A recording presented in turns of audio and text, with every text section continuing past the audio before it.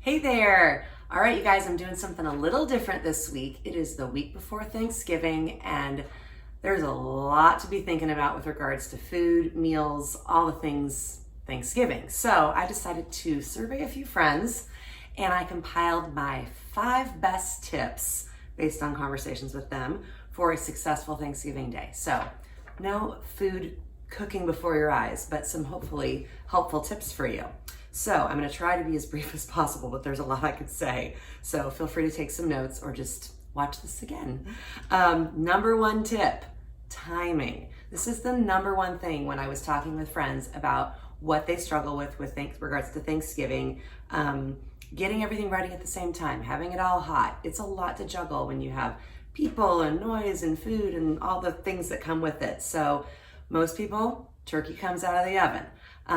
And turkeys actually need to rest for at least 30 minutes. It's a big bird, a lot of juices to redistribute within there. So once the turkey gets pulled out, put a few pieces of foil over it just to kind of like, they call it tent it. Just tent the turkey with some foil, keep it kind of warm, but it won't cool down. And that's when it's go time. So a few tips with regards to that. Have things ready to go that you want to put in the oven. For example, a green bean casserole takes 25 minutes to cook. So if you already have that assembled and ready to go, you could do that earlier in the day in your fridge. Pull it out at least 30 minutes or so before you're gonna put it right into the hot oven, but have your dishes ready to go that you need to either bake or if you need to just reheat.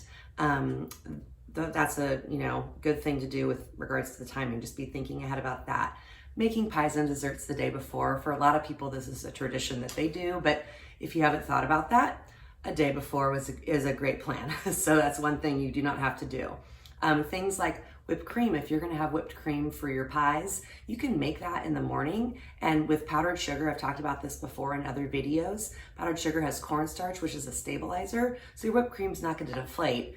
Just put a little powdered sugar in that whipped cream and when you're whipping it, and it'll hold for the day. So have that in a bowl ready to go. That's something you can get done in the morning. Utilize your crock pot. Crock pot will really help with, the juggling of the timing of getting all the food ready. I love to do mashed potatoes in that. You can actually make your mashed potatoes even the day before, I think. Some people are purists, but honestly, I think they reheat really well in a crock pot. Just make sure you give them enough time. So you can even start them off in the morning on low because the center core will still be cold and you want to give it some time to kind of heat through. So crock pot is a good idea.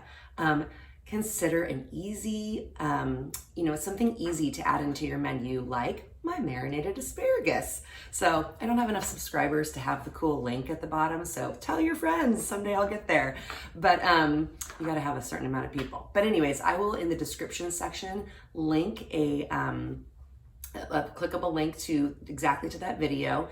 You may remember I talked about my marinated asparagus when I did my Easter side dishes. Marinated asparagus, it's really simple. You make it in the morning, you let it hang out in your fridge all day, and then when it's time to serve, you literally drain off the balsamic, olive oil, kind of garlic mixture that it's been kind of hanging out with all day, and you serve it. That's it. No heating, nothing. It's just an easy to go vegetable. And the other thing I love about this one is that it has kind of that acidic tang that's really nice, because when you are just eating mashed potatoes and stuffing and sweet potatoes and turkey and gravy, it's a lot of fat and salt on your tongue.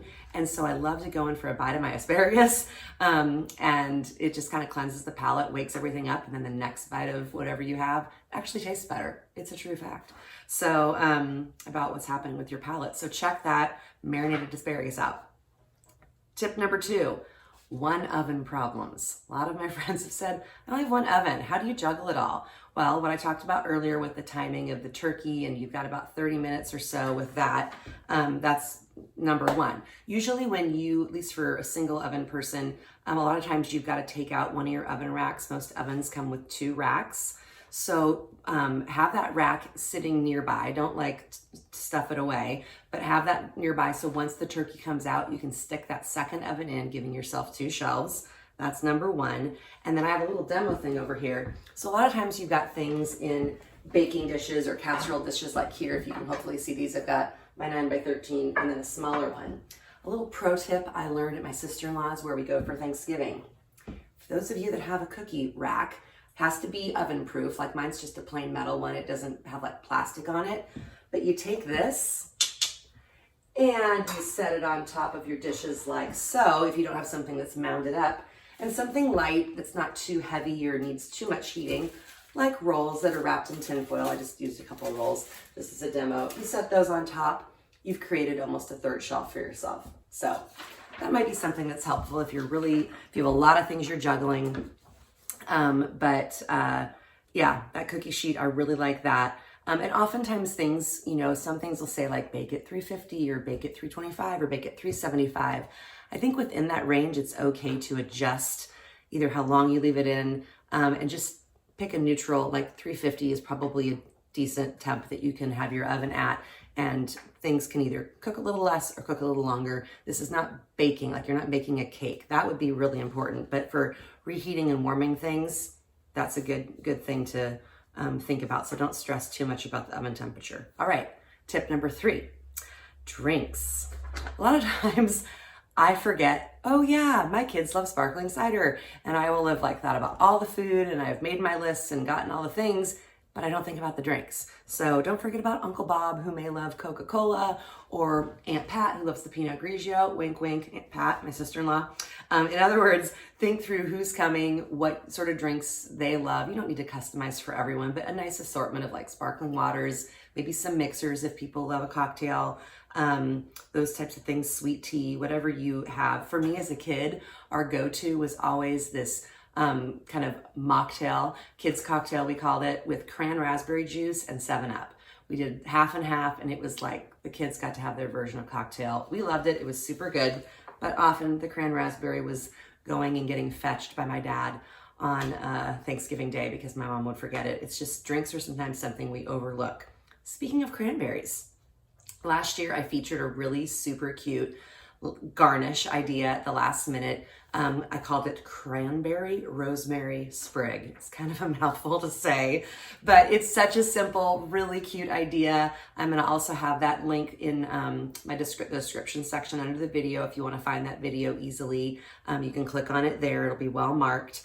And it's just a super cute little touch. You take a sprig of rosemary, tear off kind of the bottom parts of the rosemary leaves, and then you thread on little fresh cranberries, and it's super cute, fun thing to pop into a drink, or even on the side of like a serving platter or like an appetizer tray. Really, really fun, kind of jazzes things up. Simple little touch. Speaking of appetizers, brings me to tip number 4. Okay, it is hard not to overdo it with the appetizers. You have not had the main event, but people are hungry and they're excited and they're smelling all the smells. So it's really good to have something for people to nibble on, but you don't want to overdo it here. Too many times my kids were like, oh, I had so much cheese and crackers, and then they don't really want to eat all the things that you work so hard for. So having some options, but keeping it pretty focused, I think is a good idea. You don't need a whole platter of multiple cheeses. I mean, if you have tons of people, maybe you'd have a couple, but our family often just has like one cheese, a simple cracker, and like some apple slices. Or you could do like a soft cheese, like a boursin, or make one of those cheese balls, and then also like one cracker and then some vegetables. So for people who are trying to keep it light, just want a little munchy, like some pepper strips or cucumbers. Another great option, my Cheese Gougères. I made those a month ago, and you guys, they are light, they are puffy, they're super good. And the thing I love the most is you could make those right now. It's the week before, but you could make those now and then freeze them. So that's what I did last time. They're just little cheese puffs, and I made them, but then I froze them. And then a couple weeks ago, actually, we had people coming over, pulled them out in 5 minutes at like 350 or so. They reheat like a dream. They taste almost as good as, really, almost you couldn't tell the difference as when I first made them. They're super good. So that would be an option. I will have that link for you as well. Another light and tasty appetizer I just did a couple weeks ago, lemon artichoke dip. This is great because if you have people with food allergies or special food needs, this one is, it meets everybody's needs. It's dairy-free, it's vegan, it's obviously vegetarian, it's gluten-free, it's really, really good. Unless they're allergic to lemons or artichokes or garlic, you're good to go on that one. So I'll also have that link. That one I would serve with some pita chips and then like some red grapes or green grapes. And that would be the one thing I would set out. I don't feel like you want to overdo in the appetizers. Okay, last tip, plan ahead. That might seem obvious, but there's a few tips within this idea of planning ahead. So obviously a grocery list before you go to the store. It's great to make a list. But one of the things that I've learned the hard way many times, and I do a lot of cooking, so you think I would learn this, but make your list and then actually get your physical recipes out and lay them next to your list and double check. I cannot tell you how many times I got to the store, I get home and I'm like, oh my word, I forgot the cream for the mashed potatoes or something like that. And also sometimes there's a lot of butter and a lot of things you're using in a lot of this cooking. Make sure you have enough. You might be surprised, like, what? I needed more than one package of butter? It's Thanksgiving, and yeah, a lot of times, a lot of things you're making with pies or different things, you're gonna go through that butter. So count up how much you're actually gonna need. Don't forget, you're also gonna need to eat in the days leading up to Thanksgiving. And that can, oftentimes I get caught off guard by that. Like, oh yeah, I gotta feed people this week. I'm an empty nester now, so I don't. Scott and I, it's so easy. We can eat cereal. But don't forget that you have, meals also that week. So this is a great time to go for those easy, convenient foods that maybe you wouldn't always buy. Maybe you don't love buying bag salads because you think it's a ripoff or whatever. Buy the bag salad, or get yourself a Costco chicken, or roasted chicken, or a roasted chicken in the deli, maybe frozen pizzas. Pick out a few convenient, easy things and have those on hand when you're out shopping, because trust me, it's a busy week and you don't want to either be eating pie dough for lunch or zipping to some fast food place and spending money and wasting time that you don't want to do. Another great idea is this weekend, make a big pot of soup on Sunday afternoon, and then you can eat off of that all week long. I have a few different soups I have made with Delight of the Bite. Easy tomato basil soup. It is easy, as the name says, only a few ingredients, and it's super delicious and tasty, very simple to make. I have a white chicken chili that I've done. I know a lot of people have made that and they love it. 4 ingredients in that, you guys. Then there's some more things for toppings, but those are optional.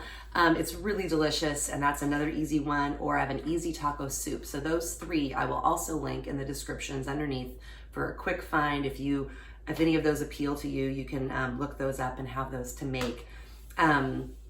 Last little bit here, turkey. It seems obvious, but read the instructions on your turkey. A lot of times people miscalculate how big that bird is and how much time it needs to thaw if it's frozen. So give it time. Make sure you have read. There's also a turkey hotline, believe it or not. If you don't know this, there's a Butterball turkey hotline that you can call. No question is a dumb one. And don't forget about Google, Alexa. But speaking of questions, I would love to answer any of your questions. So I wish this could be interactive, but on my YouTube channel, there's a spot where you can actually make comments. So if you have a question, hit me up, please. I would love to answer them for you. And I don't know everything, but I just wanted to pick out a few of my best tips today. But I've done lots of different Thanksgiving dishes over the years and feel like I have a decent handle on a few things. And if I don't know the answer, I'll figure it out for you. Remember, above all, it's just food.